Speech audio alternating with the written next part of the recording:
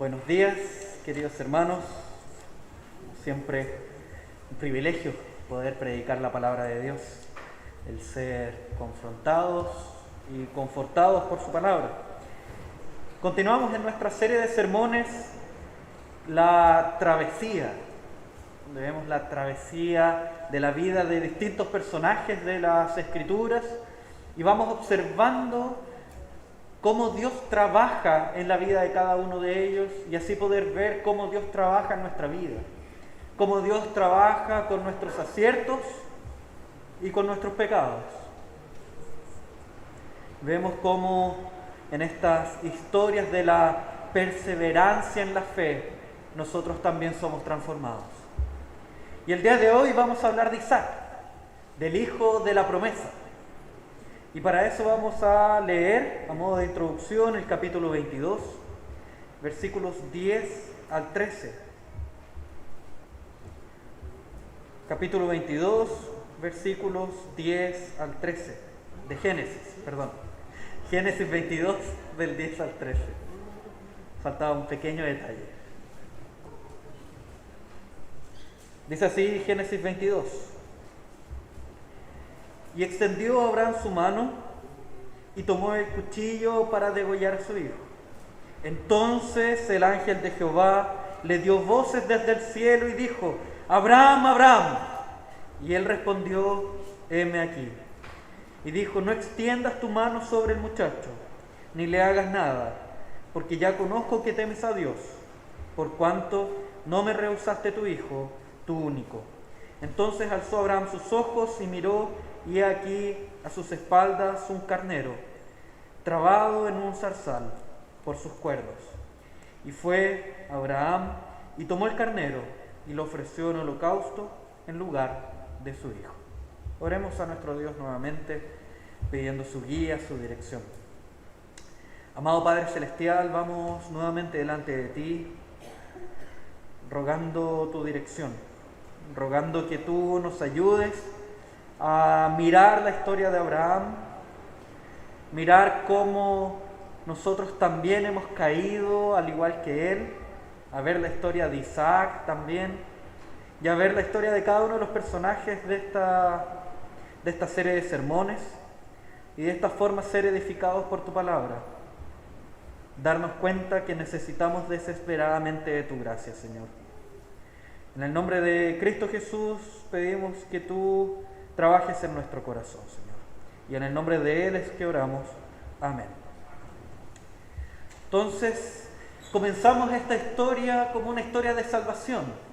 Una historia en la que Isaac es salvado por el Cordero. Y ciertamente nos empapamos de esa historia.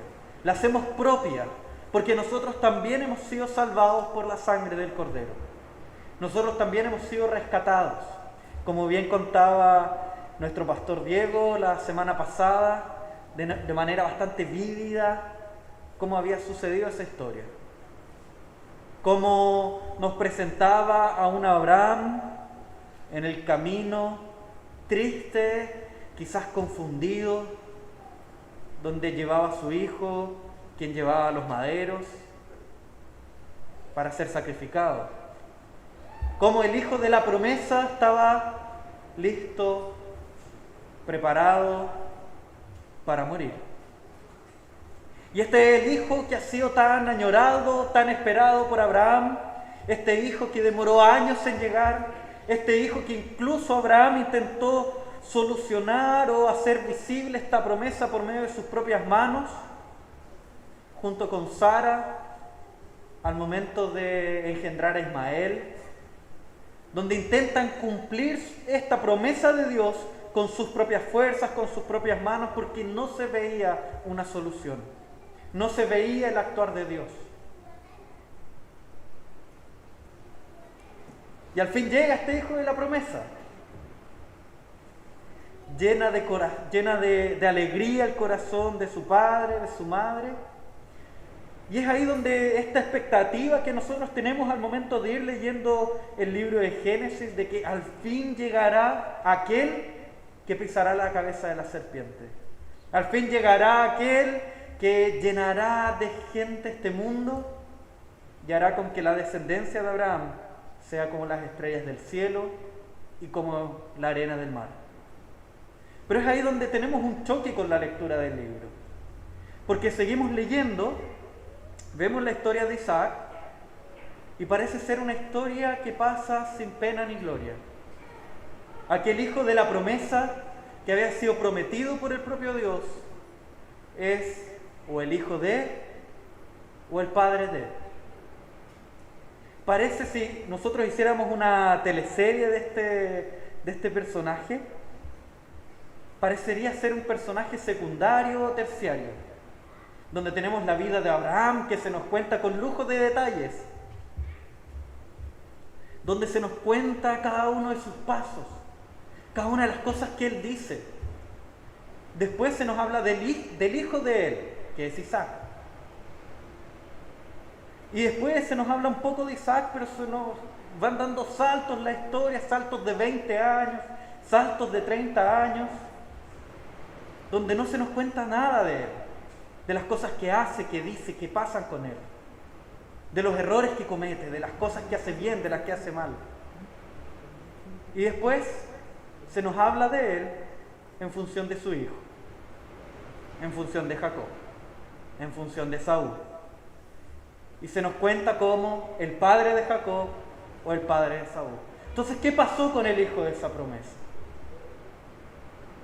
Quizás ahí también nos pudiésemos sentir identificados también, como aquellos que muchas veces nos sentimos a la sombra de, o nos sentimos a lo mejor que no somos suficientes para ser importantes en esta gran historia, en esta historia de Dios. O a lo mejor en la vida de la iglesia tú no te sientes visible. Tú ves a los demás hermanos trabajando, moviéndose, actuando, ven cómo evangelizan, cómo llegan con gente nueva, y a lo mejor tú no logras sentirte como aquel que puede trabajar en pro de la iglesia, que puede servir. Incluso llegas a sentir que Dios no te ha dado dones para servir en esta tu iglesia.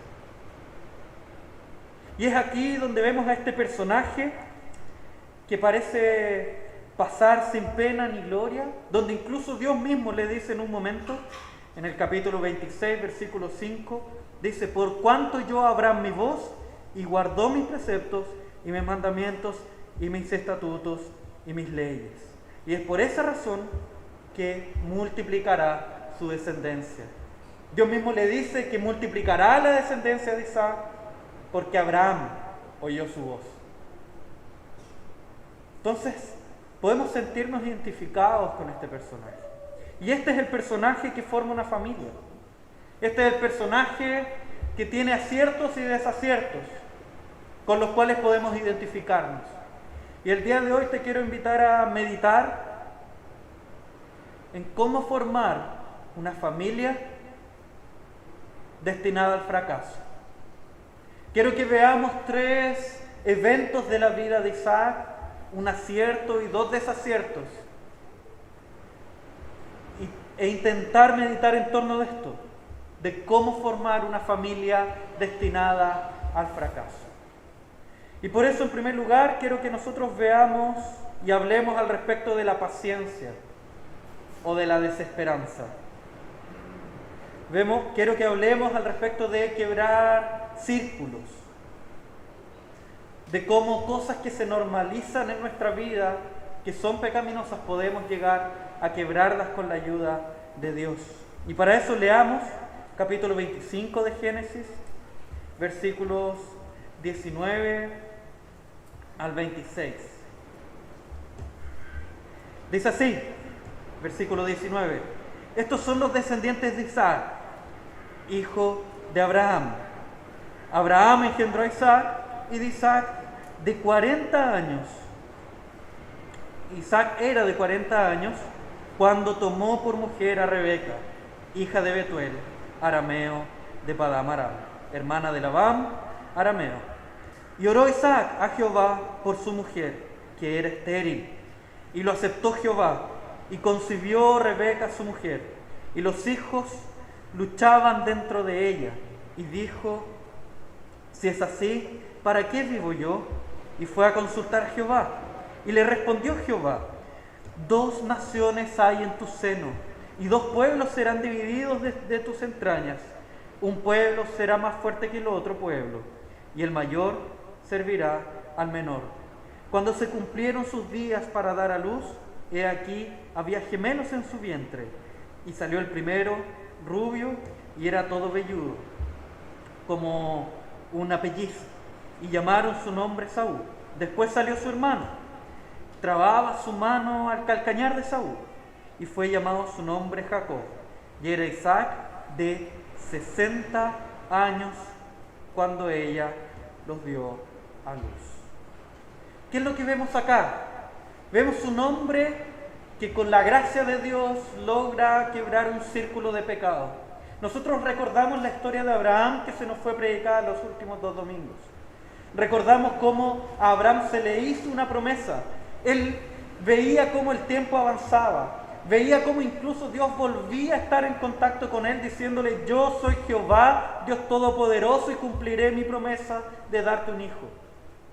Y es ahí donde cae la desesperanza en Abraham, es ahí donde Sara ya no aguanta más y deciden cumplir esta promesa por su mano propia. Es ahí donde llaman a Agar, sierva de Sara, y tiene un hijo Abraham con Agar, Ismael. Y es ahí donde nosotros vemos todos los problemas que se desencadenan y que nosotros vimos en los sermones pasados. Vimos cómo el intento por ir más allá de lo planificado por Dios, el intento de no confiar en Dios, genera devastación dentro de naciones. Vimos cómo el no creerle a Dios tiene serios efectos en la vida de la humanidad. Y es este círculo el que Isaac logra quebrar. Nosotros vemos a un hombre que espera 40 años para conocer a su mujer. Conocer a aquella mujer idónea que sería dada por Dios. Y la historia que se nos cuenta, cómo el siervo de Abraham logra conocer a la que sería la esposa de Isaac, a Rebeca. Vemos cómo siempre está Dios presente, cómo siempre está la búsqueda por Dios, cómo siempre está la búsqueda por hacer lo que Dios quiere, por cumplir el plan de Dios. Y aquí también, en las palabras de Isaac, también siempre está Dios presente. Dios presente en oración, Dios presente consultándole cómo deberían vivir, cómo deberían actuar. Siempre la oración y la comunión con Dios estando presentes. Y es así como Isaac logra esperar estos 40 años para conocer a aquella que sería su mujer y confiar en la promesa de Dios, aun siendo esta estéril. Aun siendo Rebeca mujer estéril, es que él espera en Jehová. Él espera en el Dios de su salvación. Él espera en aquel Dios que proveyó un cordero para él poder ser salvado. Él espera en la promesa. Y es ahí donde nosotros conocemos acerca de esperanza, conocemos acerca de paciencia. Es ahí donde incluso él no solo espera 40 años, si él espera aún más, espera 20 años más, espera hasta los 60 años para poder tener hijos, con la bendición de Jehová. La esperanza es fundamental en la vida del creyente. La esperanza es aquella que no nos defrauda. La esperanza es aquella que nos permite vivir en este mundo de maldad de tal manera que pongamos nuestros ojos fijos en la gracia de Dios. La esperanza es aquella que transforma nuestra vida. La esperanza es aquella que transforma nuestros pasos. La esperanza es la que transforma nuestras decisiones.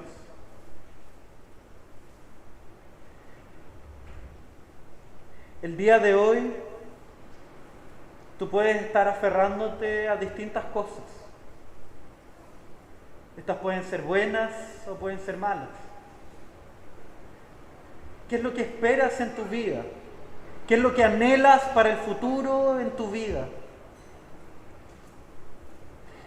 Si hicieras una lista de todas las cosas que planificas en tu vida, de todas las cosas que esperas que ocurran en tu vida de aquí en adelante, ¿en qué número de esa lista está la segunda venida de nuestro Señor Jesucristo? Esa es una pregunta que quiero dejar el día de hoy. ¿En qué lugar está la segunda venida de nuestro Señor Jesucristo? ¿Y por qué hago este cambio abrupto de tema, de discusión, de conversación? Porque es ahí donde debe estar alicerzada, fundamentada, enraizada nuestra esperanza. Es eso aquello que nosotros esperamos. Ese es nuestro mayor anhelo, que Cristo vuelva lo antes posible.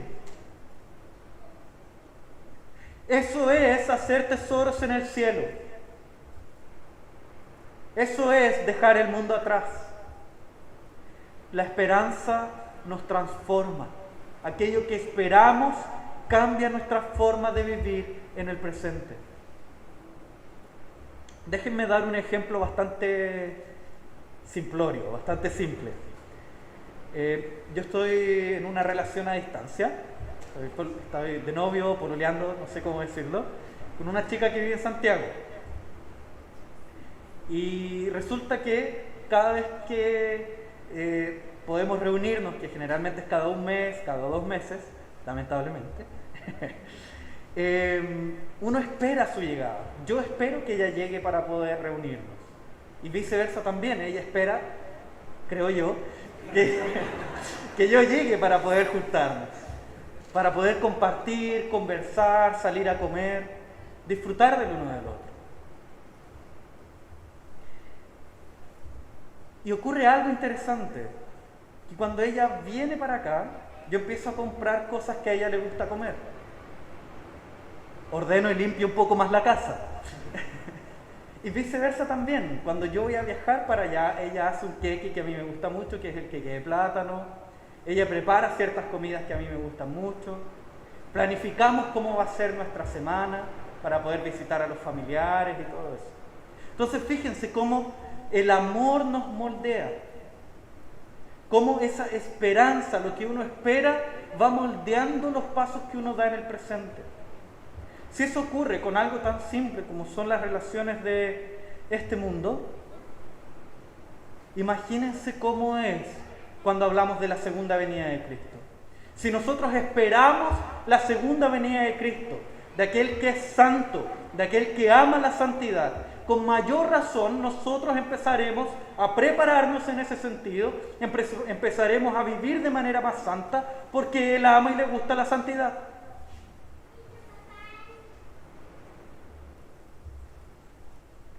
Lo mismo ocurre con cada uno de los atributos de Dios.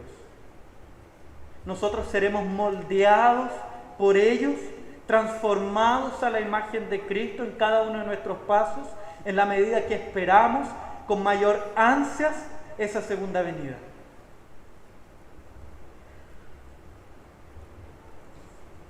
¿Qué es lo que nunca debe faltar en tu familia? Esperanza. Nunca debe faltar esa paciencia, esa presencia del Señor en oración y en comunión con Él por medio de la palabra. En la medida que tú te distancias de esa esperanza, en la medida que tú te alejas de esa paciencia, de ese amor por Dios, de esa búsqueda en oración, de esa búsqueda en la palabra, tú estarás destinando tu familia al fracaso.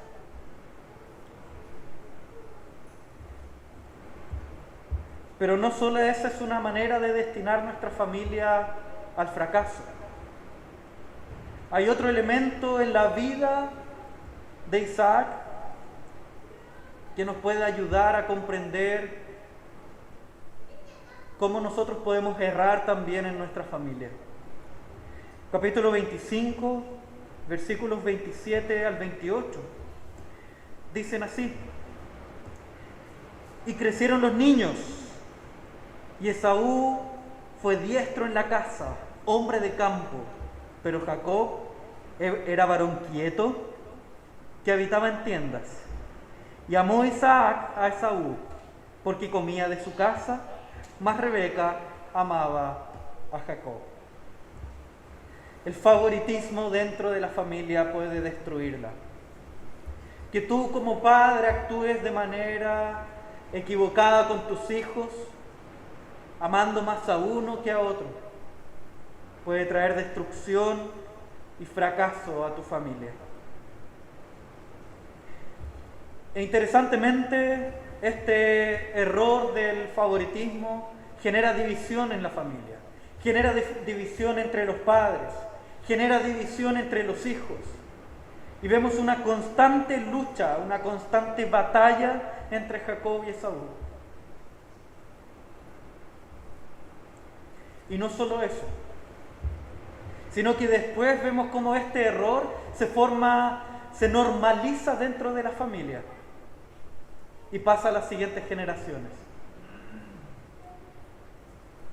Vemos cómo Jacob y Raquel actúan de la misma forma, donde Raquel era la favorita de Jacob, y como el hijo que le naciera de Raquel, de su favorita, que es José, él también vivía de la misma forma. Vemos cómo Jacob también coloca como favorito a José. Nosotros conocemos la historia, conocemos todo lo que sucede con José por vivir de esa forma, por disfrutar del favoritismo de su padre. Vemos cómo él sufre también del odio de sus hermanos, cómo su corazón es llenado de la altanería. Vemos cómo él es tirado a un pozo. Vemos cómo él es desnudado, cómo él es vendido a una caravana.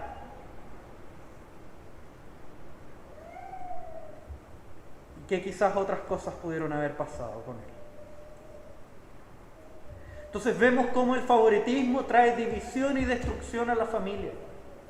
Y es ahí donde nosotros somos invitados a confrontarnos con esta realidad, a mirar nuestra forma de vivir, nuestra forma de actuar en la familia.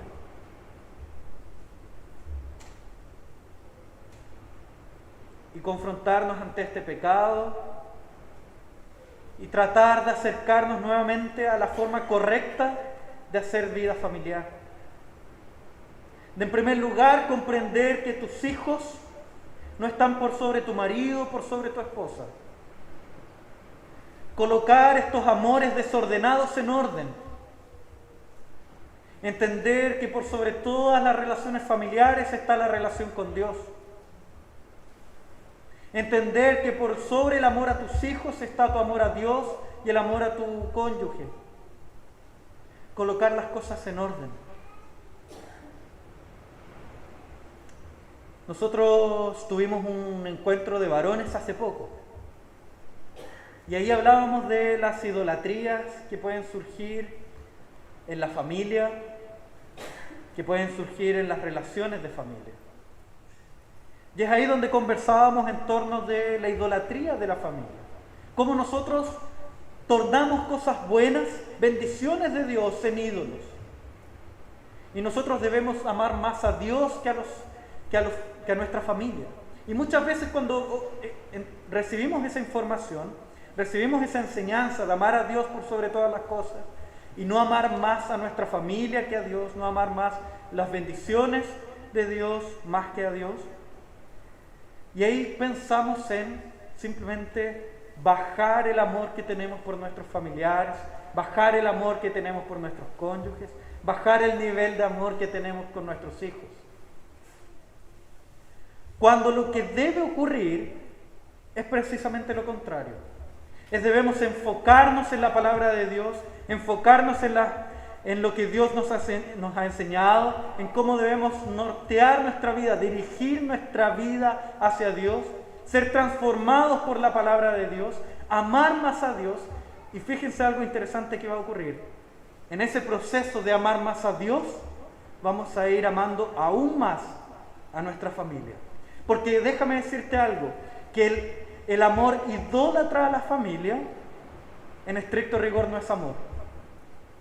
En estricto rigor es un amor propio, es un amor a uno mismo, donde uno cosifica las relaciones interpersonales, donde uno cosifica las relaciones con la esposa, cosifica las relaciones con el esposo, cosifica las relaciones con los hijos.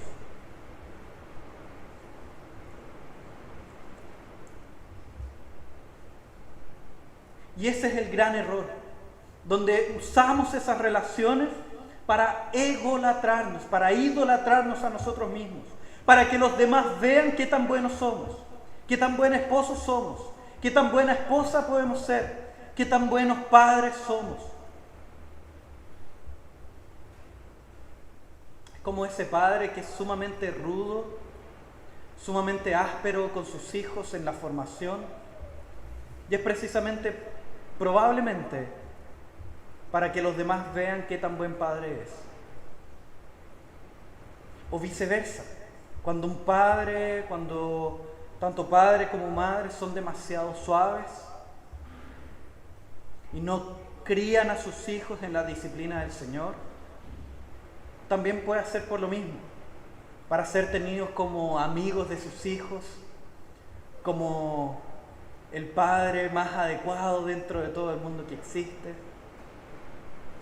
Siempre hay una raíz idólatra que siempre sirve a nosotros mismos, a nuestro corazón. Y es por eso que debemos enseñarle a nuestro corazón a amar a Dios por sobre todas las cosas y amarlo cada vez más. Y en ese proceso de amor a Dios, nuestro amor desordenado hacia todo lo que nos rodea se ordenará y crecerá. Entonces hablamos de esperanza en primer lugar, luego hablamos de favoritismo, y ahora quisiera que leyéramos el capítulo 26, versículos 6 al 7. Dice así, capítulo 26, versículos 6 al 7.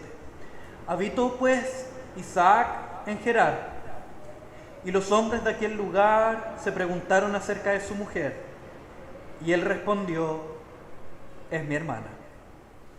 Porque tuvo miedo de decir: es mi mujer, pensando que tal vez los hombres del lugar lo matarán por causa de Rebeca, pues ella era de hermoso aspecto.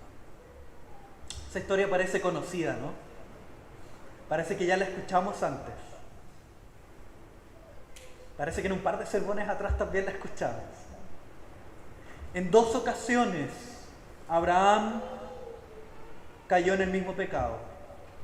En dos ocasiones el pastor Diego nos relató de cómo Abraham decidió mantenerse él con vida y que a su esposa le hicieran lo que quisieran. Se normalizó el pecado en la familia. Y cuando el pecado es normalizado, es muy fácil que los hijos caigan en la misma acción. Esa puede ser una acción que puede traer ruina a tu familia. Ese es un actuar que puede destinar tu familia al fracaso. El normalizar el pecado. Cuando el pecado es tratado de manera blanda. Cuando el pecado es tratado como un mero tropiezo. Cuando el pecado no es tratado como algo que deshonra al mismo Dios. Cuando la disciplina no es realizada en función de la palabra de Dios. Cuando el pecado es visto con una sonrisa en la cara. Cuando normalizamos el pecado, estamos destinando a nuestros hijos, a nuestra familia, al fracaso.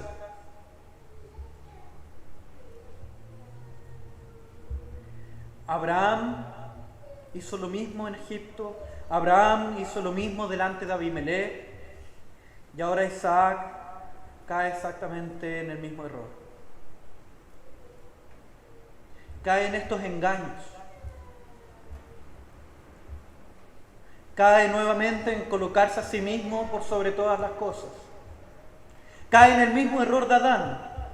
El mismo Adán que había dicho esto es carne de mi carne, hueso de mi hueso sobre Eva, donde con esas palabras quería decir, si algo le pasa a ella, que me pase a mí. Si ella ha de morir, que yo muera. Y ese mismo Adán que después de la caída dice, la mujer que tú me diste. Y con esas palabras diciendo que sobre ella caigan las consecuencias del pecado y no sobre mí. Que ella muera y no yo. Es el mismo pecado que trasciende. Y es el mismo pecado que después vemos en Jacob, en la misma Rebeca, el engaño para poder obtener beneficios, el engaño para obtener bendiciones, el engaño para no recibir las consecuencias del pecado.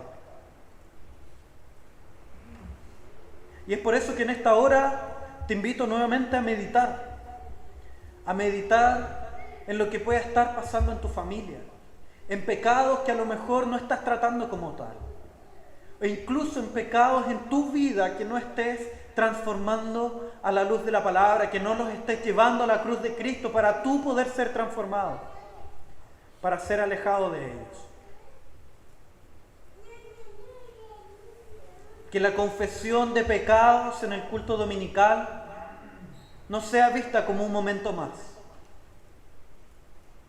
sino que sea el lugar en el cual tú derramas tu corazón realmente, verdaderamente. Que la confesión de pecados no solo sea una realidad el día domingo, sino que sea una realidad en tu día a día.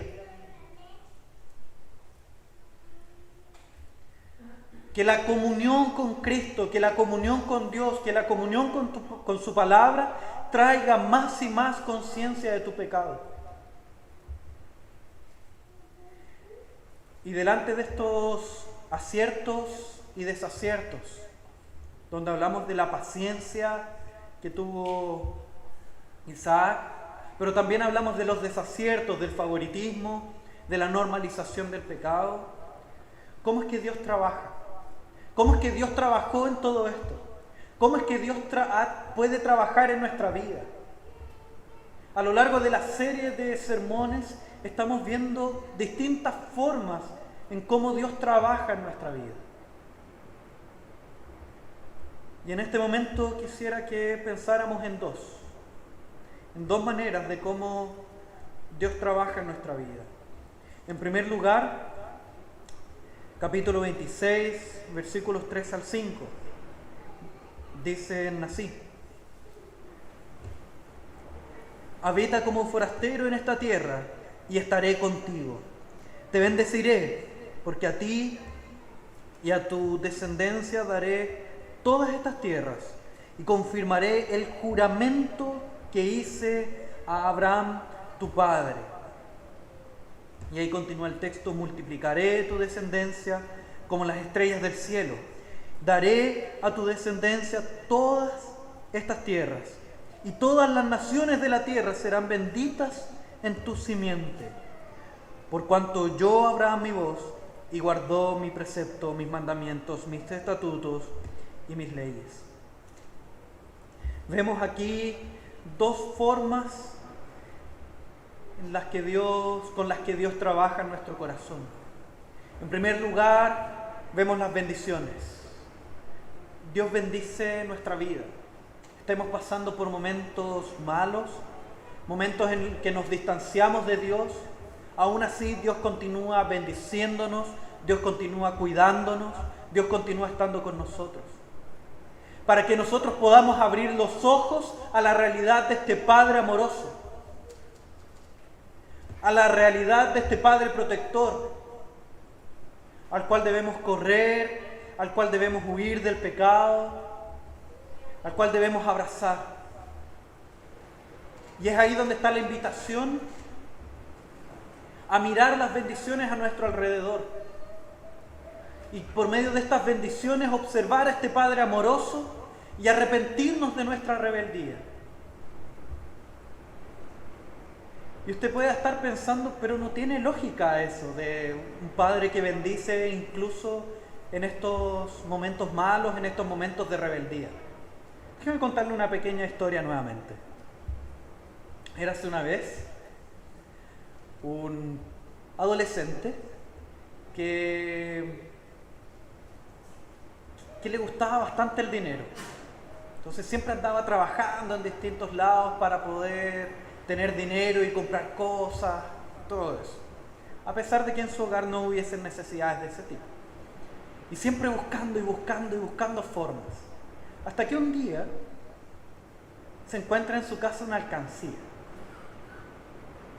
Y como hábil adolescente toma un cuchillo, empieza a sacar una moneda, llena esta moneda, digamos de monedas de 500 pesos, saca una moneda, va, se compra cosas para comer, y después al otro día supuestamente había un partido, entonces nuevamente va a esta alcancía, en vez de pedirle a su papá, en vez de pedirle a su mamá, saca un par de monedas nuevamente y va y puede pagar la cancha, el arriendo de la cancha y todas esas cosas. Después sigue pasando el tiempo y surgen juegos de computador que le llaman mucho la atención, pero no tiene cómo comprarlos. Entonces va nuevamente a la alcancía de su papá, saca otro par de monedas y después otro par de monedas y otro par de monedas.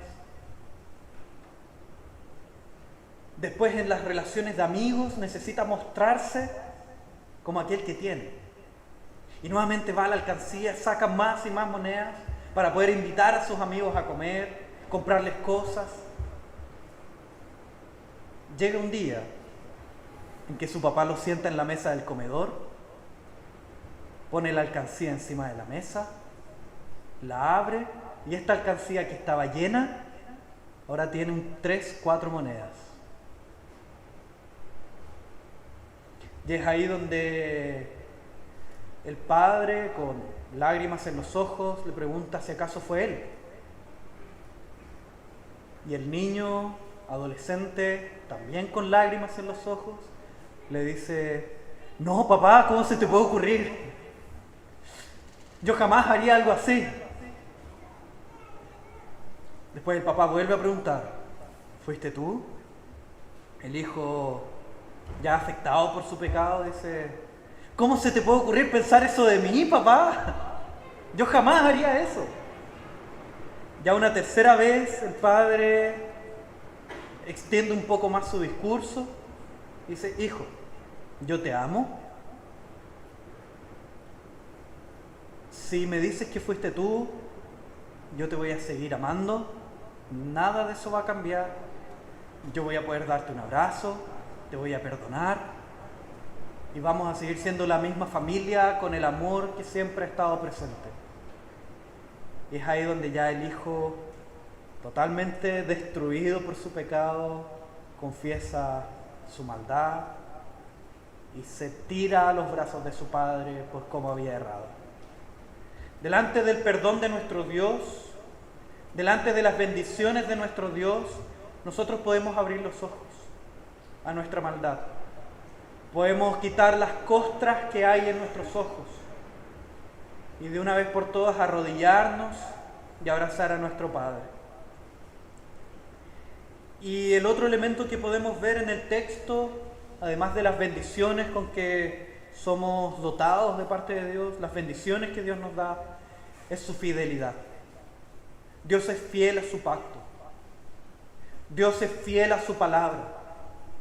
Dios es fiel a lo que Él ha dicho y establecido.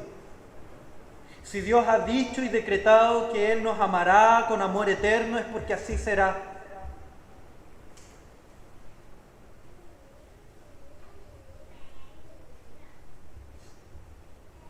Dios es aquel que nos ama por sobre todas las cosas.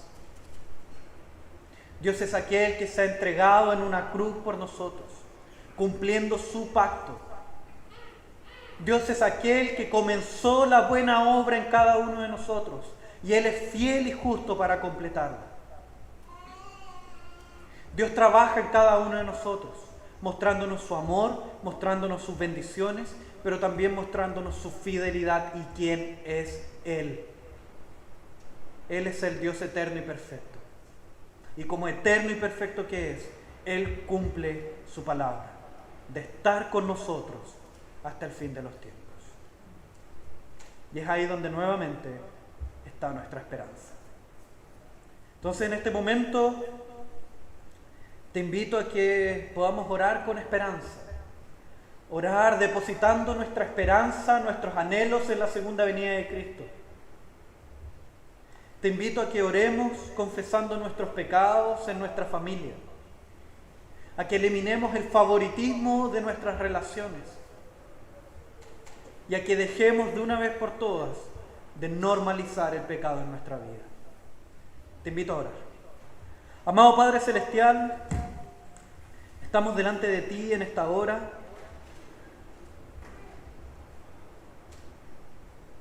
Anhelando tu regreso, Señor. Miramos nuestra vida, miramos nuestro corazón y vemos pecado y vemos maldad. Y te rogamos, oh Padre, que por favor elimines esa maldad de nuestra vida.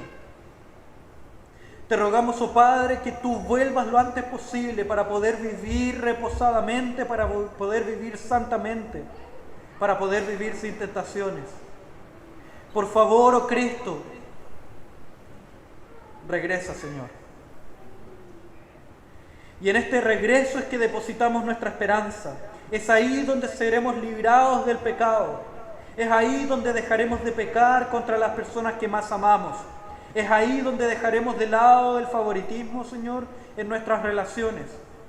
Es ahí donde dejaremos de normalizar el pecado de una vez por todas. Es ahí donde dejaremos de vivir de manera pecaminosa. Es ahí donde dejaremos las tentaciones atrás, Señor. Y es ahí donde podremos correr a tus brazos, Señor, y descansar en ti. Por favor, guíanos, Señor. Guía cada uno de nuestros pasos, Señor. En el nombre de Cristo Jesús. Amén.